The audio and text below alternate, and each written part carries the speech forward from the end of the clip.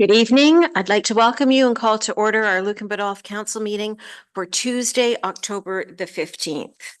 I would like to acknowledge that I am an ally of Indigenous peoples. The township of Lucan Biddulph is located on the treaty and traditional territory and ancestral lands of many Indigenous peoples and is covered by several Upper Canada treaties. We recognize and celebrate the contributions of Indigenous communities in our shared cultural heritage. Lucan Biddulph is now home to many First Nations, Métis, and Inuit peoples that have a unique relationship with the land and its resources. These peoples continue to shape the history and economy of the township. Lucan Biddulph recognizes the importance of consulting with our Indigenous neighbors in an effort to build constructive, cooperative relationships through meaningful engagement to inform our decision-making and to build partnerships.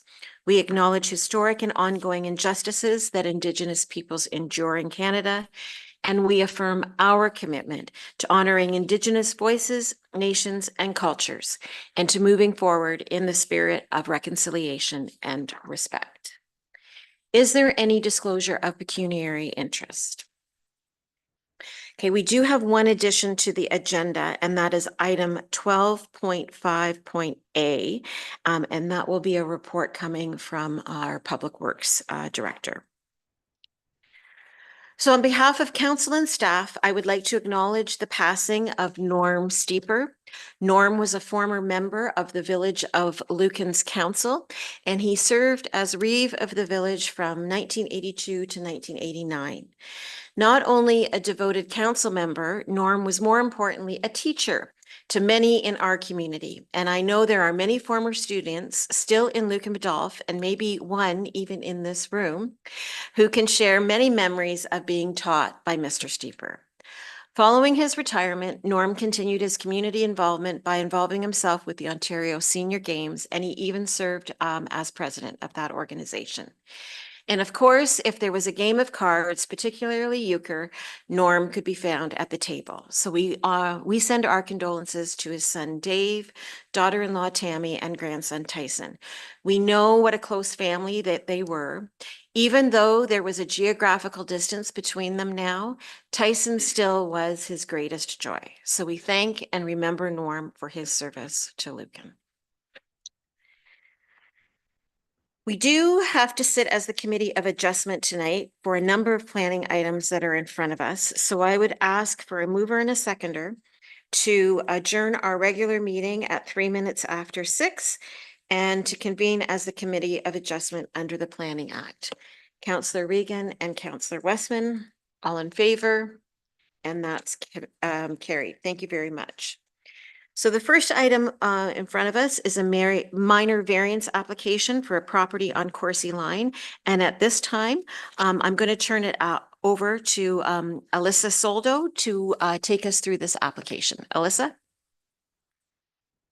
Through the chair to the mayor and members of council, thank you. My name is Alyssa Soldo. I am a planner for Middlesex County, providing my professional planning services tonight for the township of Lucan Biddulph. The purpose and effect of the minor variance application before council is to construct a new accessory building north of the existing single detached dwelling on the property. The accessory building is to be used as a shed for personal items such as boat and machine storage. The applicant is seeking permission to exceed the maximum permitted height for an accessory building to 6 meters, whereas the zoning bylaw permits a maximum height of 4 meters.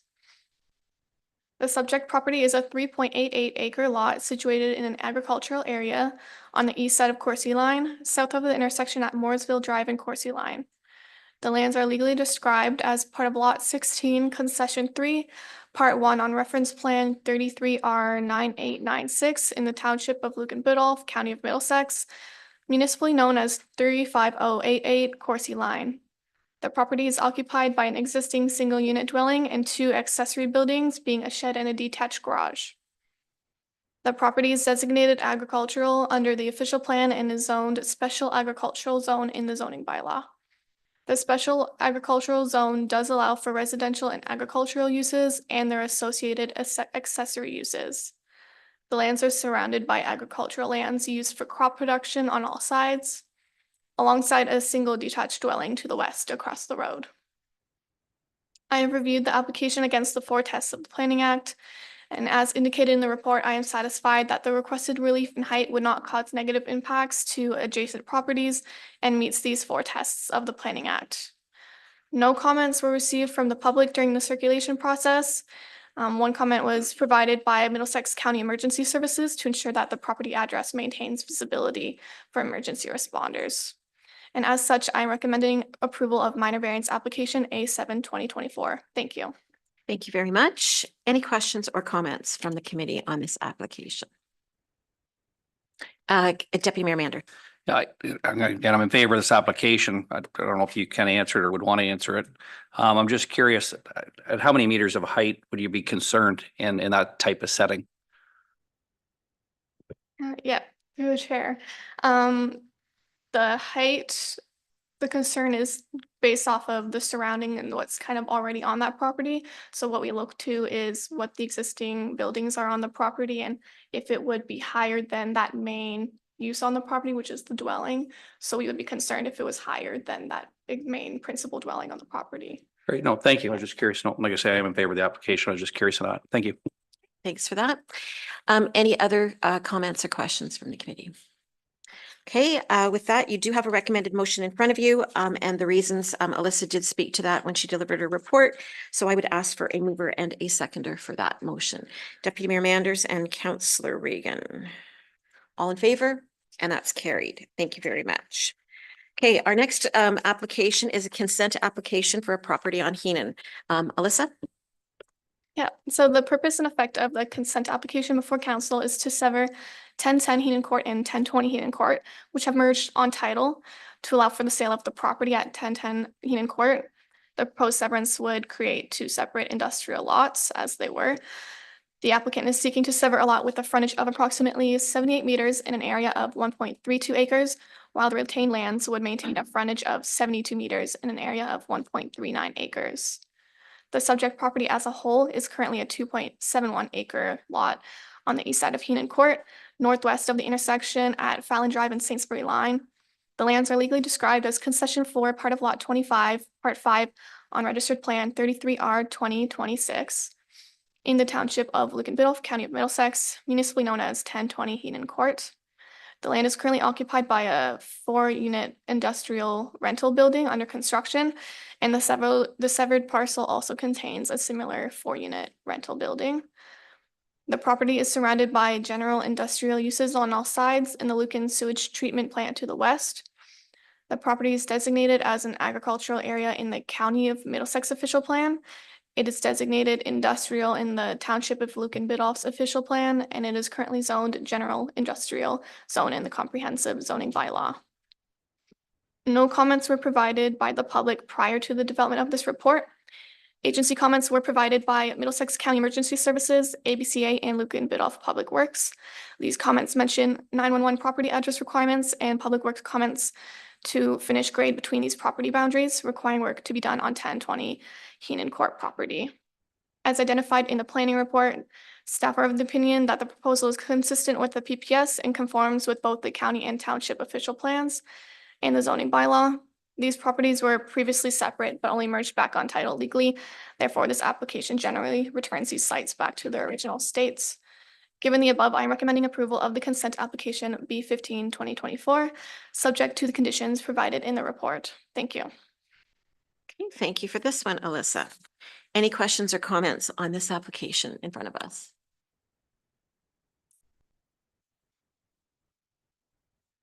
No? All right, seeing none, then you do have a recommended motion in front of you. And as Alyssa stated, there were conditions that are attached to the recommendation. There are 8 conditions. And if for anybody watching this on YouTube, you can refer to our agenda for what those conditions are. But for the recommended motion in front of you, I would ask for a mover and a seconder. Councillor Hodgins and a seconder, Councillor Regan. Oh, do you have a question, Deputy Mayor? Sorry. No. I was just confirming. Okay, I did speak to the agent beforehand, but Gotcha. You know, I was Yeah. just curious because I noticed you spoke to the other one that was here, Yeah, and I yeah. didn't notice that one, so I was just Yeah. curious. and would have been available for any questions or comments from the committee. I Okay, don't know. Thank you. okay. Okay, So we have a mover and a seconder, Councillor Hodgins and Councillor Regan. Any other further comments? All in favor? And that one's carried. Thank you very much. And the next one is a consent application for a property on Main Street. And this one's actually an interesting one. Not that they are all not interesting, but this one is definitely different. I've never seen this one before. So, Alyssa, over to you. The purpose and effect of the consent application before council is to permit the execution of a lease agreement between the Glens Shopping Center Incorporated and McDonald's Restaurants of Canada Limited to allow for McDonald's to continue to occupy a portion of the severed lands for a period exceeding 21 years. The applicant is proposing to lease an area of approximately 0.18 hectares in size with 54 meters of frontage along Main Street. The existing lease is to be extended over 21 years through a new lease agreement. This timeline provided in the lease is 2 consecutive extension options of 10 years each, which equals 40 years total, including the 20 years from the original lease. The subject lands as a whole is currently a 9.2 acre lot on the south side of Main Street, southeast of the intersection at Coursey Line and Richmond Street. These lands are legally described as concession south of Proof Line Road, part of Lot 4 on reference plan RP 33R 21095. Parts 1 to 3 in the township of Lucan Biddulph, County of Middlesex, municipally known as a commercial plaza, with the proposed lease land being used as the drive-through restaurant for McDonald's. The property is designated as a settlement area in the County of Middlesex official plan. It is designated highway commercial in the township of Lucan Biddulph's official plan. It is also currently zoned highway commercial exception 11 zone in the comprehensive zoning bylaw. No comments were provided by the public prior to the development of this report. Agency comments were provided by Middlesex County Emergency Services and ABCA. These comments mention maintaining visibility of the 911 property address and not being opposed to the proposed severance application. As identified in the planning report, staff are of the opinion that the proposal is consistent with the PPS and conforms with both the county and township official plans and the zoning bylaw. The Planning Act has application to land leases such that a lease is a form of property division, and the tenant typically has the exclusive use of the identified area for a specified amount of time. The proposed land lease would allow McDonald's to retain the use of the existing building at 355 Main Street. Given the above, I am recommending approval of the consent application B16-2024, subject to the conditions provided in the report. Thank you. Okay, thank you, Alyssa. Any comment or questions, clarification on this application in front of us? Deputy Mayor? Just curious as usual. I just so why was there something that didn't happen then, obviously, or is just like, should we be expecting more of these? I mean, I just don't quite understand, like, did the developer or what? Like, I'm just curious what happened. Yeah. Like, it was just fine. Was it government or was it the builder or what? This just doesn't make sense. So. Yeah, so through the chair, it's not uncommon, especially for, let's say, like flagship type developments, to want to enter into longer leasehold agreements with commercial developers to make sure that they secure rights to that building for an extended period of time, especially given the fact that the amount of money that they're putting in to secure that location within that development. So when it comes to land leasing, based on the existing provisions that we have in the province, you can't enter into a private lease agreement that extends beyond 21 years and register it against title. So the only way to do that is to actually get a consent through the municipality, which allows you to extend that beyond that 21-year lease period. So that's really what it is it's just so that they can secure that land from the developer for a period longer than 21 years. So if we denied it, which again, I'm in favor of this application, but so if we denied it, then they'd be up to 21 years. Actually, through the chair, that's correct. So if they were to register it on title, it would be dischargeable after that 21-year period. Okay, no, and thank you. I just wanted clarity on that. Appreciate that. Okay, any other comments? Okay, with that, again, you've got the recommended motion in front of you. And Alyssa has spelt out the reasons why. There's 5 conditions attached to this one as well. And again, anybody can find those through our agenda. A mover and a seconder for the motion in front of us. Councillor Westman and Councillor Hodgins. All in favor? And that's carried. Thank you very much. Okay, 6.1.d, consent application for a property on Granton Line. Alyssa? The purpose and effect of the consent application before council is to convey a parcel of land from 34399B Granton Line for lot addition purposes, having an area of approximately 0.3 acres to be merged with the abutting lot known as 34399A Granton Line. The effect of the boundary adjustment is to transfer a portion of the land to the neighboring lot. The applicant is seeking to remove the northeastern vacant portion of their lands, again, approximately 0.3 acres, to be given to the neighboring parcel.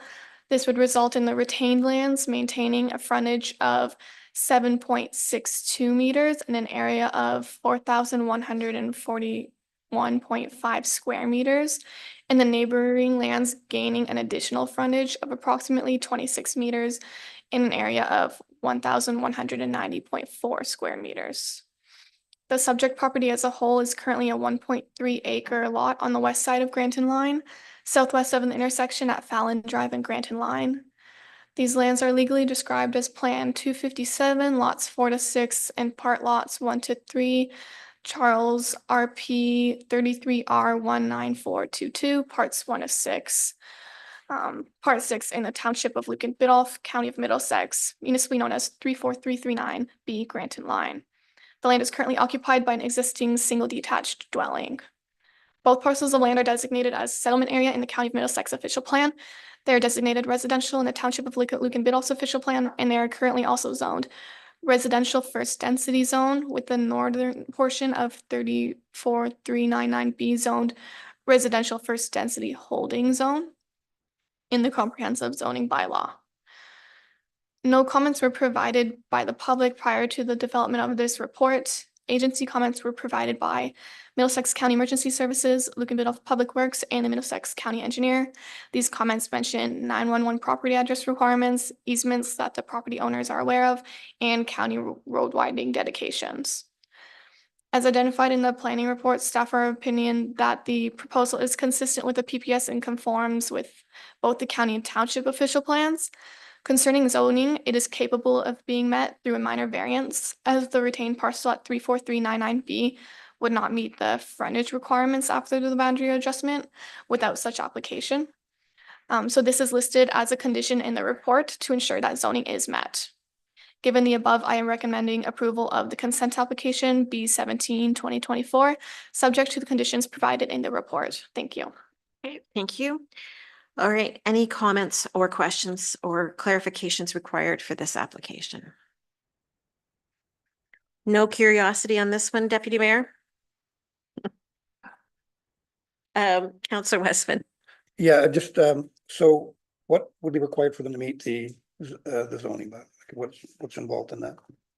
Yeah, so through the chair, the only thing that is not being met through this boundary adjustment is the frontage for where the laneway is.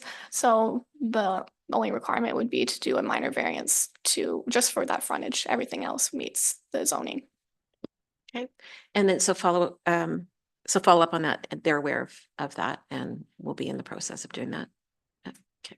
All right, any other comments? Councillor Hodgins? Thank you, Madam Mayor, through you.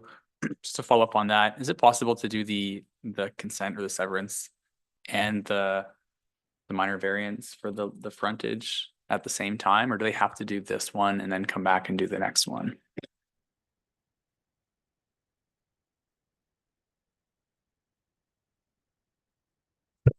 I'll say through the chair, it was during this consent process that it was recognized that the frontage would be not meeting the minimum. So that's why it's listed as a condition as instead of being done at the same time with this report. Yeah, through the chair. So just further to that, so what I would note is it certainly would be possible for someone to submit a consent and a minor variance application at the same time. Absolutely. There are no other questions or clarifications, then you've got the motion in front of you. This one has 9 conditions of what we've spoken about. So I would ask for a mover and a seconder on this one, please. Councillor Westman and Deputy Mayor Manders, all in favor, and that's carried. Thank you very much. Okay, we now need to adjourn as the Committee of Adjustment at 22 minutes after 6, and then we'll convene a public meeting under the under the Planning Act. A mover and a seconder for that, please. Councillor Hodgins and Councillor Westman. All in favor? And that's carried. So sitting in our public meeting, we do have a zoning bylaw amendment application for a property on Richmond Street. Alyssa. The purpose and effect of the zoning bylaw amendment application before council is to permit the establishment of a mobile home to provide accommodation for family members. The mobile home would be permitted to remain on the property for 10 years, with the possibility of extending the temporary use in 3-year increments up to a maximum period of 20 years, and would be required to be removed after this time frame. The subject property as a whole is a 2.4 hectare lot situated on the north side of Richmond Street, northwest of the intersection at Coursey Line and Richmond Street. The lands are legally described as concession north of London Road, Part 1 of Lot 1 and Part 1 of Registered Plan 33R2920 in the Township of Lucan Biddulph, County of Middlesex, municipally known as 34112 Richmond Street. The lands contain an existing single detached dwelling, an uninsulated barn, attached garage, and steel grain bin. Surrounding land uses include agricultural lands used for crop production to the north and south, a cemetery to the east, and a residential use in the form of single-unit dwelling to the west. The lands are designated agricultural area in both the county and township official plans. They are currently zoned as a special agricultural zone according to the Township Comprehensive Zoning Bylaw. Comments have been received from various agencies. Middlesex County Emergency Services made comments about 911 property addresses for the existing dwelling and the new mobile home. MTO commented on requiring an entrance permit and building and land use permit for the mobile home. And the Lucan Biddulph Building Department made comments on building permits and septic systems also required for the mobile home. No comments were provided by the public prior to the development of this report. This application has been reviewed against the provisional policy statement, county official plan, and the township's official plan. The request for a temporary mobile home is appropriate and represents good land use planning. As a safeguard, the applicant will be required to enter into a temporary use agreement. This will ensure through a security deposit that the mobile home is removed after the bylaw's expiration date. Given the above, I am satisfied that the proposed amendment is consistent with the PPS and conforms with both the county and township official plans. I'm recommending approval of the temporary use zoning bylaw amendment and that the bylaw and draft agreement be brought forward for council's consideration. Thank you. Okay, thank you for this. Any questions or comments on this application? Deputy Mayor Manders. Hey, I've got a couple, just, and sorry if it's in there, I missed it. Just if this passes, what's the timeline for them to start this? Yeah, They so have like up to 2 years or a year? they would need to pay the deposit and sign the agreement. And then I assume at that time that they'd be able to begin.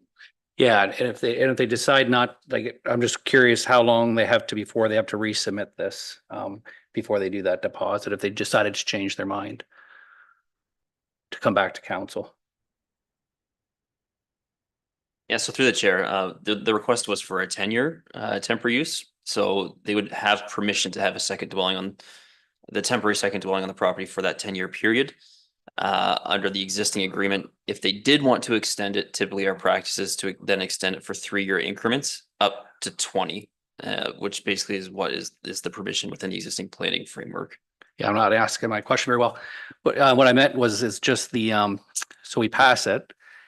How long do they have then to decide? And just say they've changed their mind, or they think, you know what, we don't want this anymore, or they go, you know what, we'll decide over the next 5 years, 2 years, or when do they have to come back to council to resubmit exactly what we're seeing? If they decide not to, I know it's an odd question, but we don't get too many of these. So now if they're questioning doing this or not, I'm just wondering how long do they get to sit and wait if they decide not to pull the trigger again? Yeah, so through the chair, effectively, if they were to execute the agreement, then they'd have 10 years from date of that agreement to be executed. Yeah, and so if we agree to this, then they can come and give their deposit then in 5 years from now and start. Technically speaking, I believe the zoning bylaw would be passed, like, if it is passed tonight, the date would start today, kind of thing. And that's the date that's included in the temporary use agreement is today. So they would have 10 years from the date of today to mark that permission ceases to exist. So they can wait up to, they got a number of years, and if they decide not to proceed or not, or at least they can, I'm curious about, so it's never ending. And I was curious too on the and maybe I don't know if this is for our treasurer or not, like when it's temporary mobile home use, like how that works with assessment and impact.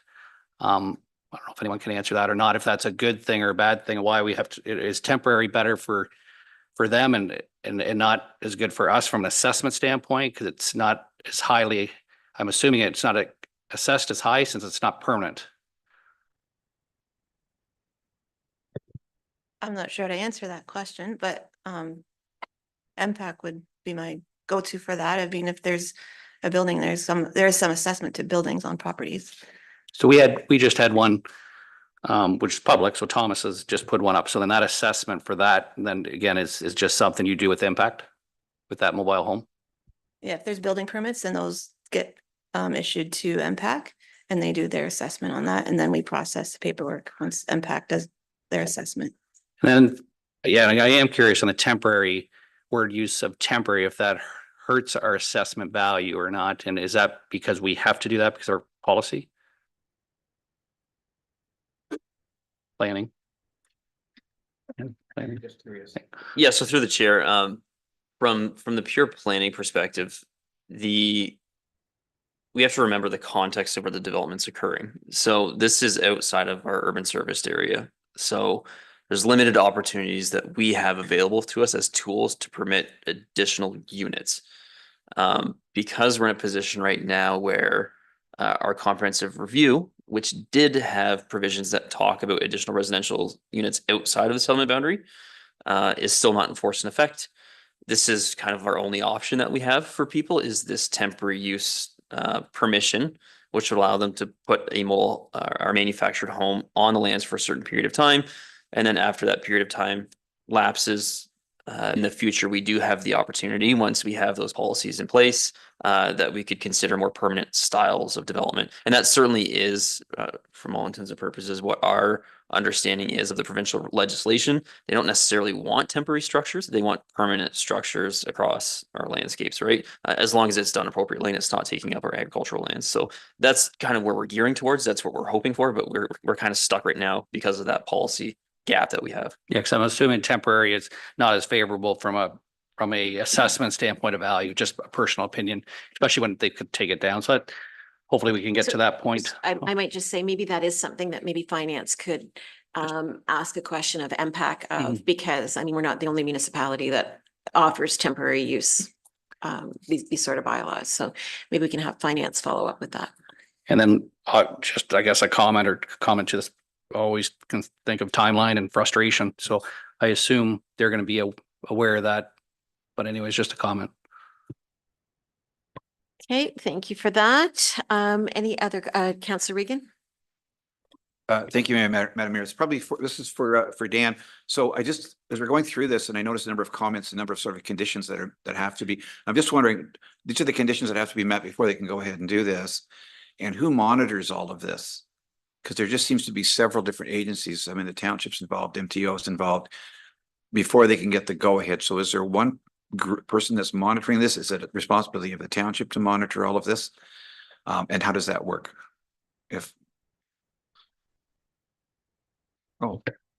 Yeah, so okay. through the chair, I can certainly provide some info on that. So generally speaking, most of the checks happen at the time of the building permit issuance. So there's certain applicable laws that have to be met in order for a building permit to be issued for them to actually place the structure on site. One of those checks for us would be that they have to enter into the agreement, which is part of our actual zoning bylaw amendment. So that's something that they would have to execute, as well as the deposit. We would internally track that time period that they have the permission for. And then in terms of the other agencies that you refer to, so before the building department can issue an actual building permit to place the structure on site, they would have to already have a permit from the Ministry of Transportation, which is called a land use and building permit, which gives them the authority to actually issue the building permit. All right. Thank you, Dan. Thank you, Madam Mayor. Okay. Any other comments or questions? Councillor Hodgins? Thank you, Madam Mayor, through you. For this garden suite or whatever it's called, do they have to pay any additional property taxes for that building or no? Yes, so through the chair, that's kind of back to Deputy Mayor Manders' point earlier. I don't specifically know. It's certainly some information that we could bring back to council from MPAC. Typically speaking, I would just say when a building permit is issued, as Catherine has alluded to, that information goes to MPAC and they reassess the property. So my assumption would be, even if you add an accessory building to your property, that gets reassessed and you're taxed according to that improvement on your lands. This would certainly be considered an improvement, so you should, I would think, experience an increase in your local municipal taxes. Consequently, requires a building permit, which would be a demolition permit, which would then identify to MPAC, oh, this is actually being removed now. So that would be, again, removed from their assessed property value based on the improvement no longer existing. Again, I'm speculating that's probably how it happens. I just know if there's an improvement on the property, it automatically gets assessed. So, and that's why we always get the questions, why did my taxes go up this year? Well, you built a building. Okay, thank you. And excuse me. What about if it's going to be serviced with municipal water? Would there be an additional like flat rate for the water charge for that building, or is it just under the same water account and gets charged more consumption? Yeah, and through the mayor, so this is outside the utilities or the services that we have. So this facility will be on a well and it'll be on a septic system. Thank you. And my last question was the 10-year time frame. How is that set? Is that sort of the standard, or is 5 year the standard and this was requested, or how do we come up with that number? Yeah, through the chair, the 10-year time period is just based off of what's been done existing and previous reports, and that's just lines up with what we've done in the past. So can just continue going with that 10-year time frame to begin with, and then the 3-year increments, as well as what the Planning Act lays out for the full 20 years time period. Yeah, I would just also note that the official plan policy does indicate 10-year initial approval period is generally what is considered appropriate, and then consideration of extensions afterwards for 3 years. That's part of the official plan policy. Okay, great. Any further comment? Okay, with that, you've got a recommended motion in front of you. And I would ask that for a mover and a seconder for that, please. Councillor Regan and Deputy Mayor Manders, all in favor? And that's carried. Thank you very much. And I would ask for a mover and a seconder for us to adjourn our public meeting and reconvene our regular council meeting at 7:37. A mover and a seconder, Councillor Westman and Councillor Regan. 6:37. Did I say 7:37? No, it was 6:37. That's right. All in favor? And that's carried. Thank you very much. Thank you for coming. You're welcome to stay for the rest of the council meeting. But thanks for coming tonight. I was the one that took this while. Why would Okay, there you go. So at this time, I would like to ask up to our speaker's desk, Abby Heddle-Jacobs from the County of Middlesex. Abby's been here before and presented to us. It's great to have you here tonight. And she's going to walk us through a presentation that is going to explain all of the changes to the PPS, right? We're all going to be clear on everything after this. So exactly. Anyways, it's great to see you, Abby. Over to you. Thank you very much, Your Honor. It's a pleasure to be here. All right, so as the mayor mentioned, I'm here to talk about the recent provincial changes. Can you go to the next slide, please? Thank you. So along with Bill 185, which was the Cutting Red Tape to Build More Homes Act, the province also announced a new draft provincial planning statement, which was then decided upon and announced at the AMO conference back in August. So essentially, this new document builds on the April 2024 draft. It represents a more permissive planning framework. It has an effective date of October 20th, 2024, which is quite a quick turnaround time. And there are transition regulations that are to be determined. So just for council's information, the province did briefly consult on how transition matters will be dealt with, and the county did submit comments given the ongoing OLT matters that are impacting a number of our local official plans in this time. So hopefully there's some more to come on that in coming weeks or months. Next slide, please. So from a growth management perspective, the planning horizon has been amended to be 20 to 30 years, which provides municipalities a bit more flexibility in comparison to the previous requirement to plan to 25 years. Municipalities are now required to base our growth projections on those that are provided to us by the Ministry of Finance. Municipal comprehensive reviews have been eliminated, and instead they've amended these policies to include consideration of need, supply, infrastructure, alternative locations, agricultural impact, and the phased progression of urban development. Next slide, please. From an agricultural perspective, the provincial planning statement now requires that planning authorities implement an agricultural systems approach, which includes protection of the agricultural land base as well as the agri-food network. So on the surface level, it would appear as though that would include a little bit of an economic development component.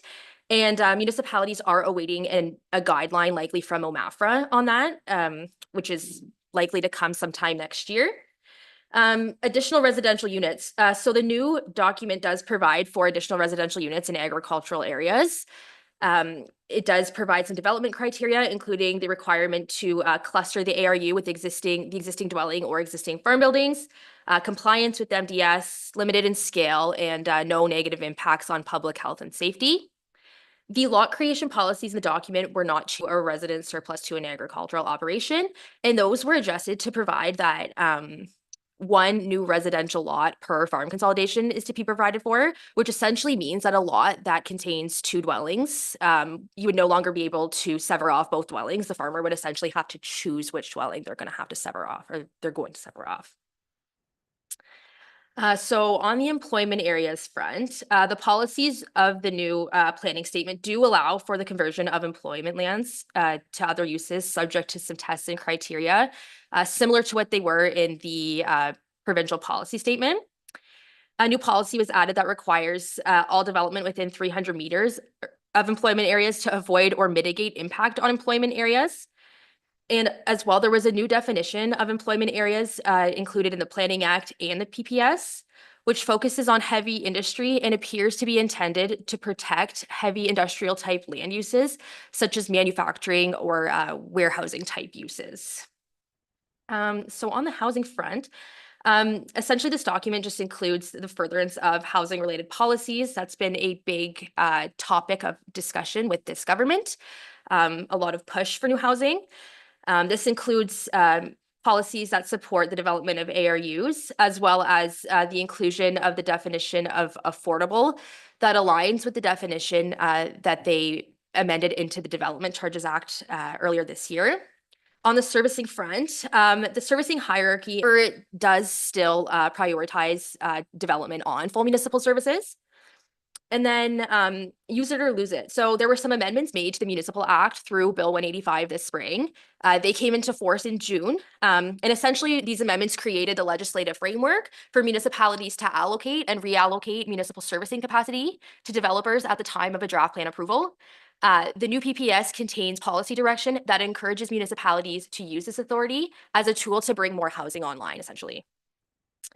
So looking forward, the new document does provide some direction on implementation. It does specify that all decisions must be consistent with the PPS after the October 20th implementation date. As I previously mentioned, the province is consulting on transition provisions, which is highly due to ongoing matters with the OLT and probably various municipalities in Ontario. So these changes do warrant updates to official plans and zoning bylaws. This new document also does open the floodgates for privately initiated applications for settlement area boundary expansions. So kind of taking some of the authority, not away from municipalities, but kind of giving it to private landowners to make those applications. And changes to the Planning Act through Bill 185 did make reopen the ability for private landowners to appeal non-decisions or decisions of council relating to those types of applications, whereas prior appeals were not permitted. So implications for the township. The new PPS is a significant change in land use planning policy for Ontario, and as I previously noted, it does necessitate updates to all official plans and zoning bylaws, including both the county official plan and the township's official plan. These changes do represent a major overhaul to how municipalities plan for growth. And I would just note that the transition provisions may impact the township's official plan OLT matters, but how is yet to be determined at this time. And I'm happy to answer any questions you may have. Thank you. Okay, great. Thanks for this. Abby, I know that we've been waiting for, an explanation as to what's in front of us. And I know we're all anxiously waiting for October 20th to see how it's actually all going to roll out. So questions for Abby on the presentation. Councillor Regan. Thank you, Madam Mayor. Thank you, Abby. That's very good. I have a couple of questions, actually. So one of the things that I didn't notice when they're talking about building more homes and cutting red tape to build homes, I didn't see anything about any of the safeguards with respect to, like, we're losing over 300 acres a day in farmland to buildings and to development, and I don't see any safeguards, and I don't know if that was included. I'm not asking if you know. But it really doesn't say anything about how we're safeguarding. I mean, if you're talking about, it's over 300 acres a day we're losing to, and so we need to feed people. So I'm just wondering how they're going to balance that off. Was sort of the first thing. And again, if you don't have an answer for that, the other observation was that I'm not sure what that definition of affordable is. We talk about affordability in homes and what's affordable. I'm not sure what that is. And the other thing I saw missing as well, again, these are just more comments, but was just when we're talking about growing our communities and building and providing housing, it doesn't say, and how are we going to, our pollution control plant, those sorts of things. Those are the kinds of things too, that has to be a balance as well. So it's one thing to like say for them to say this, the other thing for them is it's like, are you, you guys sort of put your money where your mouth is, and we see you need help doing this. So again, I don't know if you have any answers to any of those. I was just observations that I had about that. So thank you. Thank you, Madam Mayor. I can certainly speak to some of your points through the chair. So in regards to, I guess, safeguarding our prime egg land from encroaching development, I would just note that the new policies, they do require analysis in that regard, likely through an agricultural impact assessment, as well as potentially moving settlement area boundary expansions to lower priority agricultural land, depending on the findings of those reports. And I would just note to all of council that, again, those agricultural policies, they still apply, like to protect agricultural land. Natural heritage policies, they still apply as well. So while there is a list of criteria that the PPS does provide for now, all those other policies are still to be considered. The document is to be implemented holistically. So we are still able to use the policies in the section that speaks to agriculture and the section that speaks to natural heritage and apply those and require private landowners to do their diligence, undertake the necessary studies and reports in order to meet those policy tests. Any other comments or questions on this? Deputy Mayor Manders. Just the use it or lose it. I'm just curious, is there any time frame on that? So if someone had future residential zoning and they didn't use it for X amount of years, then is there a notification that's needed, or is it just that we can just move that somewhere else or remove it? Thank you for your question through the chair. So essentially, how the legislation is framed in this regard, it would require the township to work with your engineering consultants and pass a allocation policy by bylaw. So how the township would implement this would be, I guess, up for discussion in the future. And essentially, you would tie that servicing allocation to a draft plan approval. So if there was land that was designated or zoned future development, it likely wouldn't have a draft plan tied to it. So it would be at that draft plan stage where you're allocating that servicing capacity. And if they don't build within a specified time frame, then you would be able to remove that allocation and reallocate it elsewhere to somebody who's maybe going to build in a quicker time frame. Thank you. And then I got a couple of questions. And then as opposed to use it and lose it, what about have it and use it? So if, again, I realize we're at constraints with our sewer plant, but if we were at full capacity, we're gonna bring in 127 acres roughly, I believe, for 25 years of growth. But if someone's land didn't get brought in and they have the servicing going right by them, will this make it easier for them just to proceed with building? Even though they were not part of the, yeah. Sorry, just So if we have, so we're bringing in 127 acres, we had 600 acres submitted. Okay. So we had 600 acres submitted, we selected 127 acres, just ballpark. And so what I'm wondering is those, just under 500 acres that were not, accepted.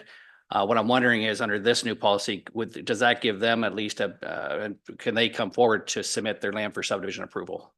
So they would have to submit their land, sorry, through the chair, they would have to submit their land to be added to the settlement area boundary prior to coming forward with an application for a subdivision But approval. would this make it, does this make it easier? Does this make it easier for them? I thought before it was almost impossible. Does it make this possible? And it makes that possible and it makes it more impossible for council really to control, I feel, to control growth or what things look like and density and just in general, like I know it's all about, I don't know, I shouldn't say, farmland and that, but again, I struggle with, we are a car dependent community. We don't have public transit. And where density is going, from, I think, a financial standpoint from the developer, it's hard to fight that back, and the neighbors and stuff. We all go to council, we say, it's where when we run for council every 4 years, we got the vision, we got no, this takes, I think this struggles with us to have any kind of vision, or it's more or less turning into a lie soon for us to be able to create what we truly want. Through the chair, it's certainly a change from how we've done things previously. But I would just note that it will come down to policies in your official plan. So as I mentioned in my presentation, this does warrant additional amendments to local official plans as well as the county official plan. And really just how the township will choose to set that framework in terms of how they will assess which lands should be added and which lands should not. And then the use of property it's a struggle when it's, to shape that, I find, potentially the density, okay. No, that's it for right now. Thanks. Any other questions or comments? Councillor Hodgins, just before you do it, just on that official plan, I think that that's an important point that can't be forgotten, is that we've just gone through the official plan process and now we're going to have to go through it essentially again. And when you think about the expense that we had to go through to do that amendment process, and we're going to have to do it again now to bring our policies up to a way so that, we do put policy in place that will help us to develop our community the way that we want to. Because right now, how our official plans were developed, as we all went through those amendments in Middlesex County pretty much at the same time, they were all under another provincial policy statement. So that's going to be another added expense on us because of this. Councillor Hodgins. Thanks, Madam Mayor. With respect to the settlement area expansions, when does that take effect, or when can these applications start coming in? Thank you for your question through the chair. October 20th. So Sunday. Okay, thank you. So I guess, like you said, opening the floodgates. I mean, are we expecting that in our municipality or within, Middlesex County? Like, do we feel like there's, developers kind of standing at the floodgates, just waiting for this date?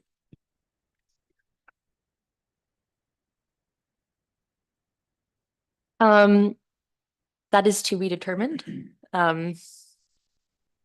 It's hard to say at this point. I mean, there's been a lot of discussion about this since the document was announced.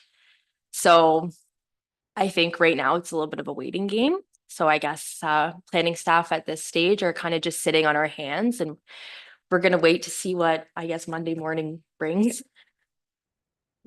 Okay, thank you. And just on the same topic, Do we know more about what the process looks like what the applications will consider and the evaluation, and who makes the decision ultimately, and how's that decision made? Yeah, thank you. Through the chair. So I would just note that in my role with the county as a policy planner, we are working on a framework for processing these types of applications. In terms of implementation, we are still trying to fine tune that and really determine the items that require consideration.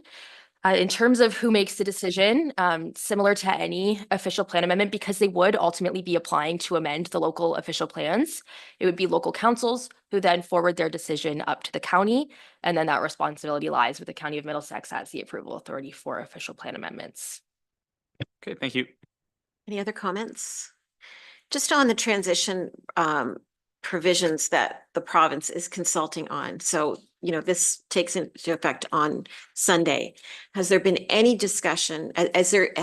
Do you have any idea whether anything's going to come to you by the end of the week as to how? I mean, I just think about it, the questions that we have as a community our size, and when I say that, for our large urban neighbors, and the demands that they have on their lands, how there can anything meaningful come from the province on this. So do you have any idea? Through your worship, not yet. I did check the environmental registry, which is where they issue their decisions twice today. It's a morning routine of mine, actually, when we do have ongoing consultation. So again, similar to how things have kind of panned out in the past, it is a bit of a waiting game at this stage. But as soon as there's any movement in that regard, we will be communicating with the local municipalities in terms of, and whether that be through legal counsel, what have you, in terms of kind of the path forward. All right, thank you. All right, one last call for questions or comments on this. Nothing. More information to come. And certainly, planning, it's an exciting time to be a planner. And isn't it though, as I look at three of them? Anyways, really do appreciate you coming and walking us through it. I mean, obviously I've seen it at the county level, but it really is important, not only for our local councils, but our residents to see, where we are at, and how we're going to be tested over the next little bit over this. So anyways, thank you very much for coming. Okay.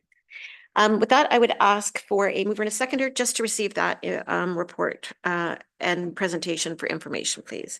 Councillor Regan and Councillor Hodgins. All in favor? And that's carried. Thank you very much.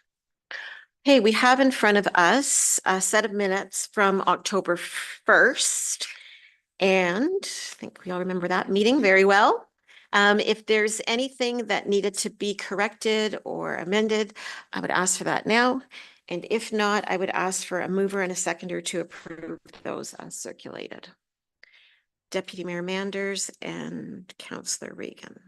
All in favor? And that's carried. Business arising from the minutes. We've added the communications plan to it. So that will be, I think, brought in November at some time. And there's two others, and I believe the branding and logos coming back to council at the next council meeting.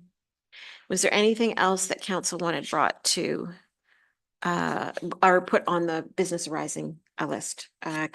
Councillor Hodgins.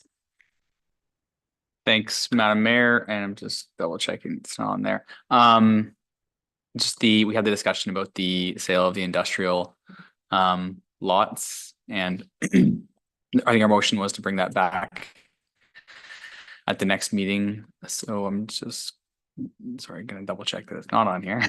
It's not. It's Okay, not. so Did you want to talk to that? Yes, thank you, through Madam. We didn't get the numbers quite yet from the consultants, from the engineers, so we will be bringing back a full report at the next meeting. Okay, if there's no other questions on the minutes for the business arising, we'll move on to correspondence. There's been a few items that we've pulled aside. The first one is the request from Villages United. And Jeff, did you want to speak to that one since you're the one that, or who wants to take that one? Or I can. So that that request, sorry, through you, Chair, that request does come to council every year. It's an annual tradition that they take place in Granton. In past, we have through our recent delegation of powers and duties, that's no longer required. It can be delegated through staff. So it's just being brought forward to council as information. Going forward, in following years, it'll just be a correspondence item as staff will have authority to deal with that. okay, any questions on that? Can I just get a mover and a seconder just to receive that particular one for information? Councillor Westman. Okay. The second one I had asked Tina to pull, and this was the resolution that came from Lambton Shores with the request to extend the funding for the Southwest Community Transit Services. And I think I've spoken to you on a number of occasions. We all know the Middlesex County Connect route that comes through Lucan, as well as the Huron Shores route that comes through. We all come to an end in March. There is some transit funding. There was a transit funding announcement that was made, I think, 2 weeks ago that will give community transit systems like this some options, but I do think it's important, and this is why I asked Tina to pull this resolution, is that a number of the communities that have these routes going through them are making these resolutions, sending them off to the province to show the support of the need for community or funding from the province to help with the transition of these community routes while we figure out this other funding envelope that's come from the province. So I would ask for support of this, and I would look to one of you to make the motion that's in front of us. Or Mr. Westman? Yeah, I'll make that motion. Seconder, and then if there's any questions or discussion, Councillor Regan as a seconder. Is there any discussion on that? No. Okay, then all in favor of that motion, and that's carried. Thank you very much. The next one that was pulled, and I think this is going to be, was a letter that was addressed to me from the separate school board, or the Catholic school board, regarding some safety to bus stops on Richmond, and just for the sake of just so you know where that is, that address on Richmond is actually in Clandeboye. So it's on the Highway 4 MTO portion of Richmond, as well as Saintsbury. And Councillor Regan and I, we've had a couple of discussions, I guess, last year with some concerns. I can share with you when it comes to the location on Saintsbury, the county does have now a portable sign, a digital sign that they are going to use for certain transit or transportation projects. And the county has promised it to be at the location, in and around the location on Saintsbury at some point this fall. It's committed to a couple of other locations, but it will show up on Saintsbury, and essentially they can program the messaging. It'll say, you know, school bus crossing ahead or something. The county typically does not add signage as to like permanent road signage that says school bus crossing. So they've agreed to put this in hopes that it will help with the awareness of the spot. But the one of concern that is address on Richmond Street, and reading into this letter, it looks like they are requesting additional school bus crossing signs and school zone signage in this area. And I guess I would turn to Jeff, because given the location of this address, in discussion, just talking to Jeff, this really is an area that we don't have jurisdiction over. So I'll hand it over to you, Jeff. Yeah, thank you, Madam Mayor. And I'll just provide a couple of comments. And you've already kind of touched on when you get into a road that is not part of our road authority. So meaning a county or a provincial highway, we don't have jurisdiction over that. So to put up a sign or to request a sign like that, it falls out of our public works realm of things. So in this case, when you're dealing with the MTO, you'd have to deal directly with them on a sign like this. Having said that, I have been out in location, and I've said this directly to them, that when you're dealing with warning signs, you have to have some sort of warning reason, whether there's a hazard, there's something that drivers using that stretch of road need to be warned about. And when you put that criteria in place, then you can take it to the road authority and say, look, we believe there's a hazard in the roadway. Can you please look into this? We think there should be some sort of signage. So I have been in contact with cannot comment on being the road authority in that area. That directly has to go to the MTO. I would send back some comments to the Catholic School Board as well as these comments that I'm saying publicly, just to maybe give them some guidance in how to proceed with the MTO. Okay, thank you for that. So as Jeff said, he and I have talked about it, the recommendation to council, but I mean, it's up to council as to how you want to move forward. But it would be that Jeff respond to the letter from a public work standpoint, explain the road authority, how that works, school bus provider, they can work with MTO to either deal with that or even change the location of the stop. But it would be up to the school board under Jeff's direction, as Jeff said, sorry, not to deal with MTO directly rather than through us. But I would look to council for if any comment on that.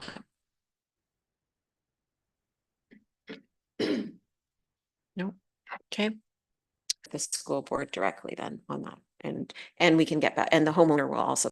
Okay, yep, Deputy Mayor Manders. Yeah, one comment. I don't know if there's a ministry we could see or somebody, or I don't know who our staff would send a letter to, but just I believe there's been enhanced improvements to the stop signs that flip out on the buses, and there's an extended arm or something with the stop sign and flashing that would be safer, but I don't think they're doing it. So I guess just a comment is, can they measures on the bus stopping and putting the arm out and seeing that there is something better out there for them to adapt to the students getting on the bus. So just comment. I will share with you, I mean, one of the discussions that we've had is about the cameras on school buses. And the legislation as it sits now, I think is problematic because it does put a lot of the onus on municipalities to do that, but we don't look after school buses and it's the school board. So I will share with you in my role as a Good Roads board member at how can we advocate. It was two conferences ago, maybe 3 conferences ago. There was a presentation made at the Good Roads Conference by the organization that really drove the school bus camera, something that Good Roads is familiar with. So we'll be looking possibly on our advocacy days with Queen's Park in November of doing something like that, trying to change legislation so that it aligns properly with the province and the school boards and the school bus providers. And certainly that can be an avenue that we can add. Think about it. If we keep getting these conversations, there's no reason why we can't either at Aroma or at AMO or at Good Roads request a delegation on behalf of our residents. That's another avenue we can think about. So, all right, Councillor Regan. Me. So, Madam Mayor, so after we did have a meeting with a number of residents about this since last year. And then as recently as this August, I had another conversation. And again, one of the things when talking about enhanced safety and things that we can do, that I did have a conversation, email conversation with Inspector Stewart at the OPP, bringing that concern again as school was ramping up for September. And they've initiated a focused, I think it's called focused patrols for those set times in the morning and the afternoon, meeting with some success, I understand, and getting identification on the vehicles and license plates. So I just thought I would let council know that as well. So, but again, doing something to sort of enhance and protecting the kids getting on and off the school buses. Thank you. Thanks. Okay, so I think we've given direction, so that's good. So those were the ones that staff had pulled. Were there any other items of correspondence that we received that council would like to speak to? Councillor Hodgins. Thank you, Madam Mayor. Through you, just on the agenda, 10.4, item 4, there's a letter there from the Western Ontario Wardens Caucus regarding roadside zoos legislations. And I would like to move a motion to forward the appropriate endorsement as outlined within that resolution. Before I call that motion, though, was there any discussion on that, or did you have any questions for Councillor Hodgins?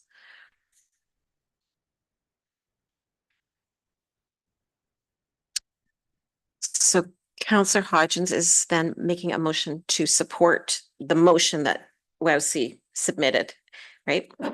So a seconder for that. Councillor Regan, is there discussion on that? All in favor? And that's carried. Thank you very much. And Tina, you'll let the appropriate people know of that, right? Okay, were there any other items that council wanted to speak to? With that, I would ask for a mover and a seconder to receive Councillor Regan and Councillor Hodgins. All in favor? It's carried. On to committee reports. Blue Water. No, nothing. CETC. I have nothing in this meeting, Madam Mayor. Lake Huron, we did have our meeting back on October the 3rd, and we passed our budget. Number of cats for sure, but what will affect us is a 5% increase. So that takes the cost of water to the benefiting municipalities at 57.26 cents per cubic meter. This is in line with our financial plan that we have. So the good news is that the plan that we set in March of 2023, we haven't had to increase it. So this 5% increase is what was expected. The budget is here if anybody has any questions or wants to look at some of the work that we're doing. But that it is the rate increase that really does affect us. Okay. No fire boards. Anything from ABCA, Councillor? Yes, thank you. We just had a budget information session recently, and skipping over all the details, I'll just go to the part that councils may be interested in hearing. What our levy is, and right now they're looking at with the first draft of a 5.31% increase overall of the budget. And just to note some of the drivers to that, there is a funds being set aside for the capital asset management plan that wasn't being done in the past, so it's being phased in over 10 years. But as well as there was a I guess a market check with the wages and all that, so that's sort of catching up as well. So that there's a big impact to the wages. So our amount from the 2024 combined levy, it was 86,518 and 77 on this first draft. We did refer it back to staff, Conservation Authority, to look for some additional cost savings, trying to bring that number down a bit. Unfortunately, we also, just because the growth in Lucan Biddulph, our our assessment value went up more than the others, which are, north of us and more rural. So, we have a slightly, our percentage went up slightly more.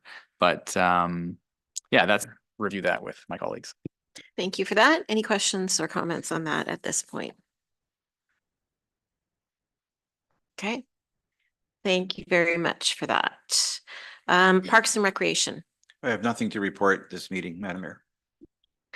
Okay, on to staff reports. We have one report here from Tina, and I will turn it over to you.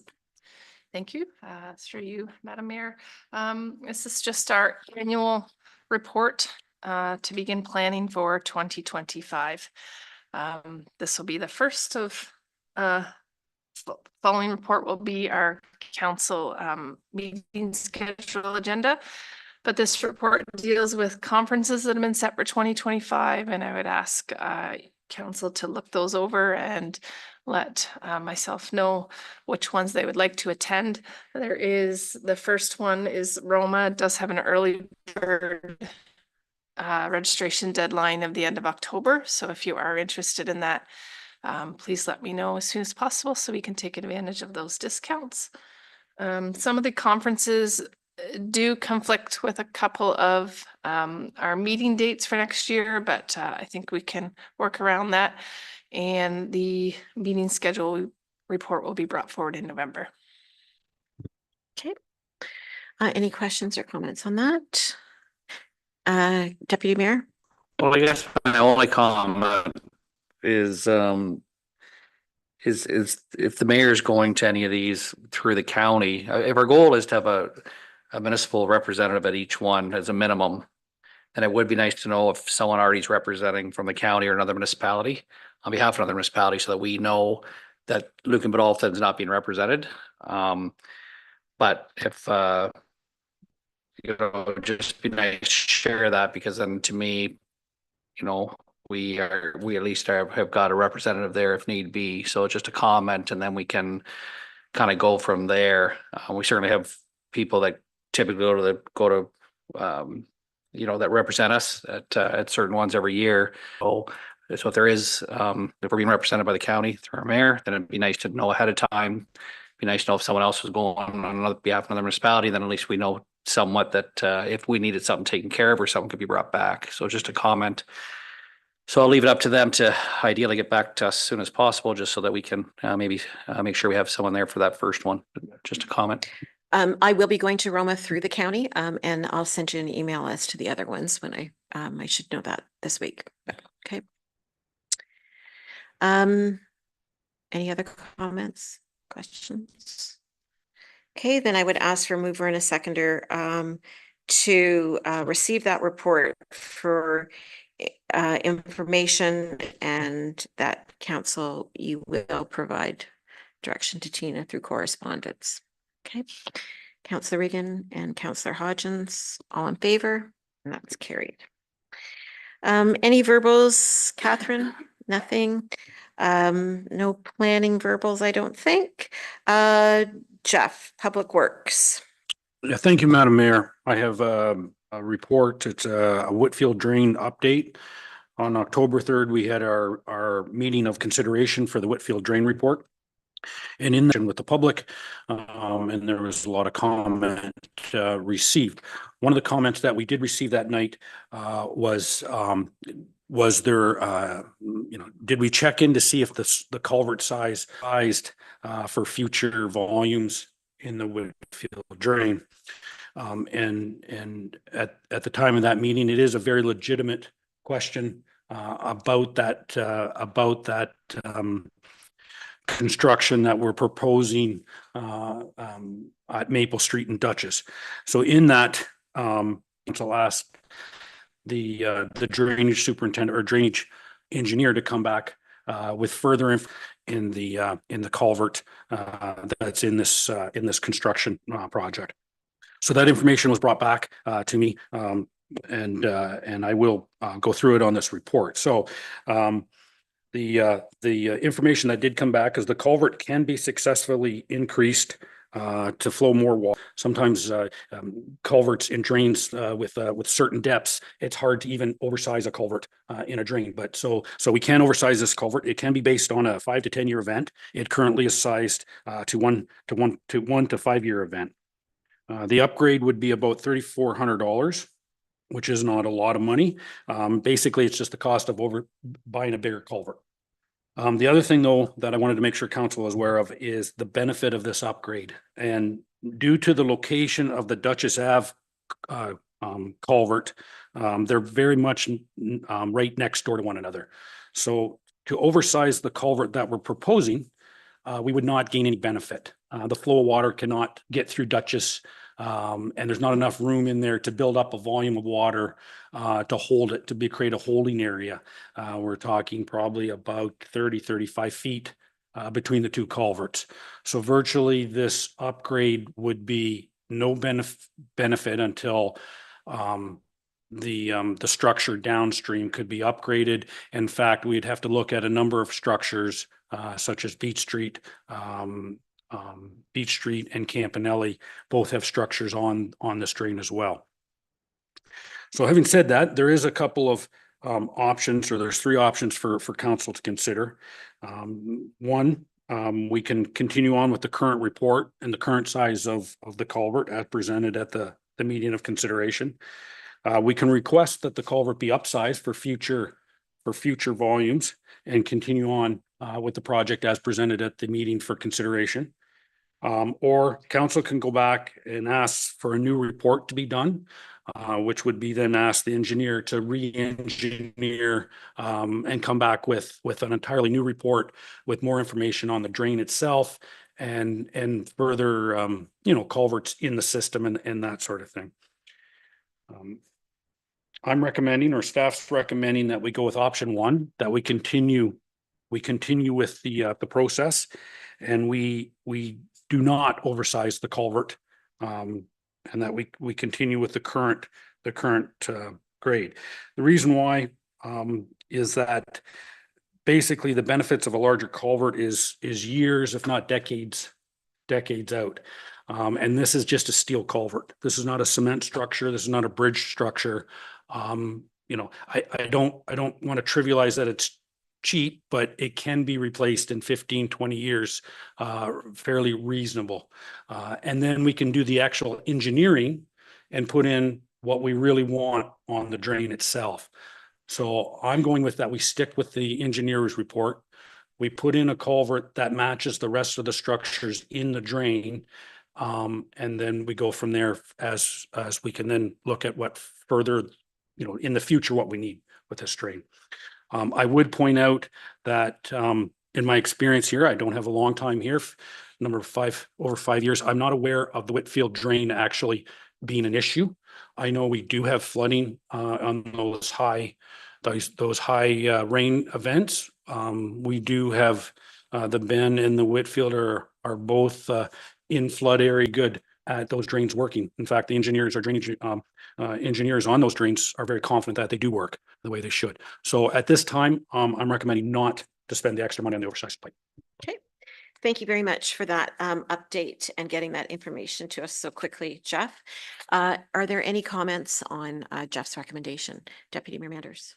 Yeah, no, and I agree with your recommendation, Jeff. I think that's wise. It'd be different if we replace multiple culverts or that it was a bigger mess than what it was in. Otherwise, it just seems like a feel-good expense, which doesn't feel good. Also, I'm just curious of things of people's properties and water on it. Like obviously, I feel they were sincere, but I'm just curious. I'm not naming any property owners or anything. If you had a chance to go out there, I'm just curious if you could comment that you had conversation and it was more their private drainage or what they're doing personally as opposed to the Whitfield drain affecting some of the comments here. If you can just paraphrase, or you haven't visited any or saw any, that's fine too. I'm just curious. And maybe through the mayor, I'll just update, because there was a number of comments that did come through in the meeting of consideration. We have the drainage, because there was a number of inquiries about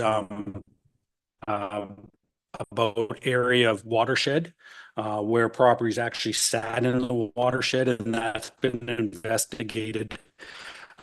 because that has to be determined before the next meeting of the Court of Revision.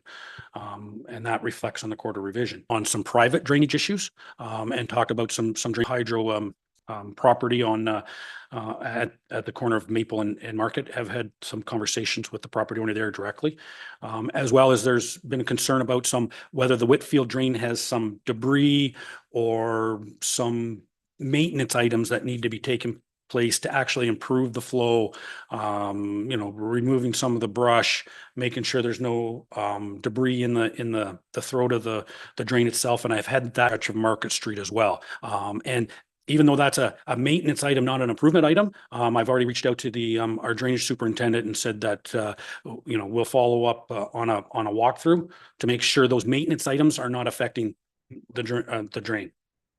Oh, very good. Very good. Thank you. Any other questions or comments? Nothing? Okay, so we do have, I guess what we're looking for. Yeah, we do have a recommended motion in front of us. Let me just pull it up. And that council supports staff recommend at the,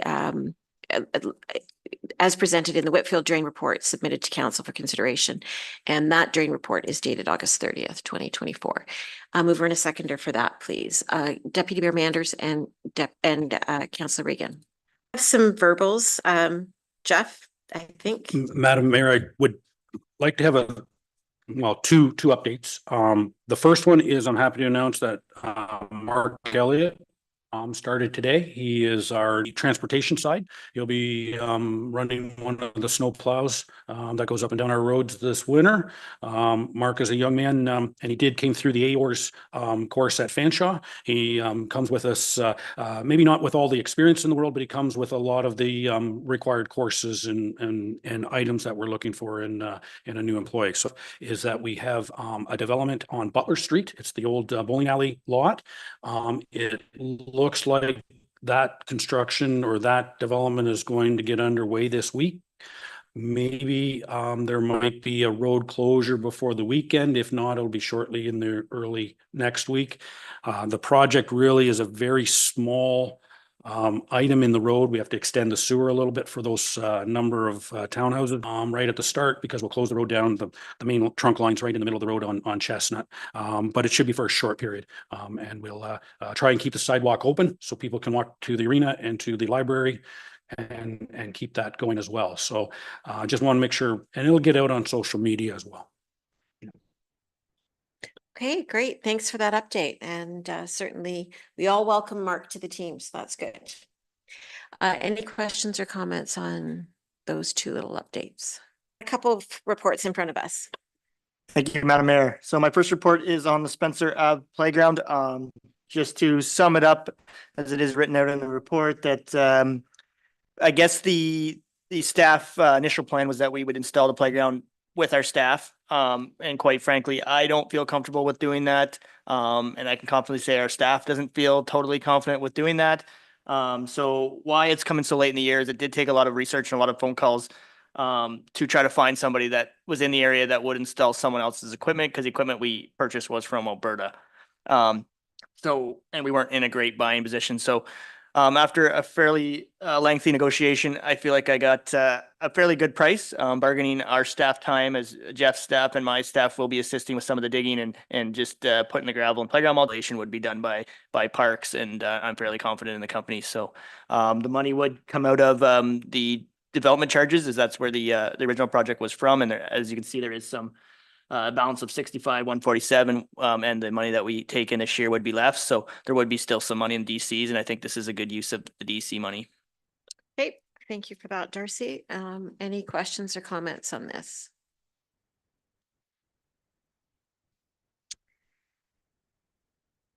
You have a recommendation, and that we approve the additional monies to be allocated from development charges to pay for the installation of the playground. Councillor Westman and a seconder, Councillor Hodgins. All in favor? And that's carried. Okay, thanks, Darcy. And for you, Madam Mayor, my second report is on the community sport and recreation about a month or so ago. It does seem like a great grant that we want to be part of. I did go to the Parks and Rec Advisory Committee, as you remember in the minutes, with some options. This project was definitely a favorite of the options for the application. I have met multiple times with the Irish and the minor hockey users on what that side should look like and what will be best for the users. I will say I didn't have it at the time that I publishing the report, but I have talked to the juniors. They are interested in putting some money toward it from them. That would be basically if we did the mechanical and gave them the envelope of the room, they would take it from there and they would do their portion of the renovation. So, but I do think the $1 million would be used for our side, like for the restroom 6 and 7, as well as some of the storage room and stuff at a square footage number. Obviously, that's a very budget number, and we would get into it when we get to the tender documents and budget time. But I think $1 million for the application is fairly accurate. Okay, thank you. Questions or comments? Deputy Mayor Mander? And if it's 1.2 million, do we get 600,000, or is it kind of like if it's 1.2 million, we get 500,000? So we can apply up to 50%. So if I put in the grant application that the project would be a budget amount of $1 million, then we would get up to 500,000. But if it costs 800, we'd get 400 type thing.